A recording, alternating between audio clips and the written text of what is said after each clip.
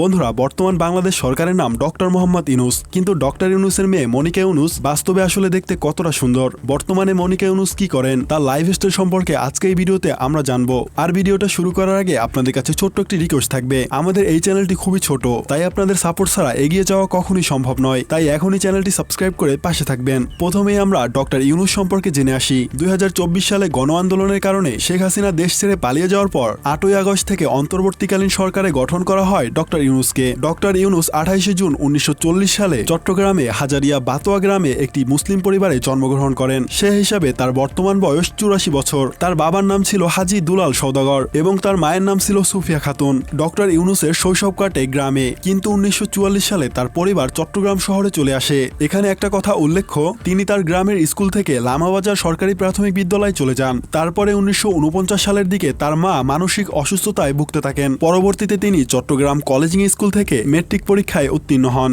কিন্তু মজার বিষয় হচ্ছে, তৎকালীন পূর্ব পাকিস্তানের 39,000 শিক্ষার্থীর মধ্যে 16তম স্থান অর্জন করেন। যখন ডক্টর ইউনূস চট্টগ্রাম কলেজে পড়াশোনা করতেন, তখন থেকেই তিনি সাংস্কৃতিক কর্মকাণ্ডে সক্রিয় ছিলেন এবং বেশ কয়েকটা নাটকের জন্য পুরস্কার জিতেন। এরপরে তিনি 1957 সালে ঢাকা বিশ্ববিদ্যালয়ের অর্থনৈতিক বিভাগে ভর্তি হন এবং 1960 সালে বিএ এবং 1961 সালে এমএ সম্পূর্ণ করেন। বন্ধুরা, এখন আমরা ডক্টর ইউনূসের মেয়ে মনিকা ইউনূস সম্পর্কে কিছু জেনে আসি। মনিকা ইউনূস বর্তমানে তার মায়ের সাথে আমেরিকাতে বসবাস করছেন। তবে তার বাবা ডক্টর ইউনূসের সাথে তার মার এবং নিজের খুবই ভালো সম্পর্ক রয়েছে। অনেক সময় দেখা যায় তার বাবা ডক্টর ইউনূসকে নিয়ে সোশ্যাল মিডিয়ায় ছবি পোস্ট করতে।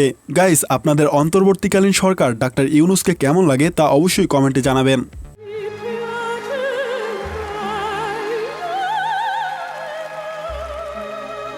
ভাই, এইটা হলো ডক্টর ইউনূসের মাইয়ায় গান গাইছে।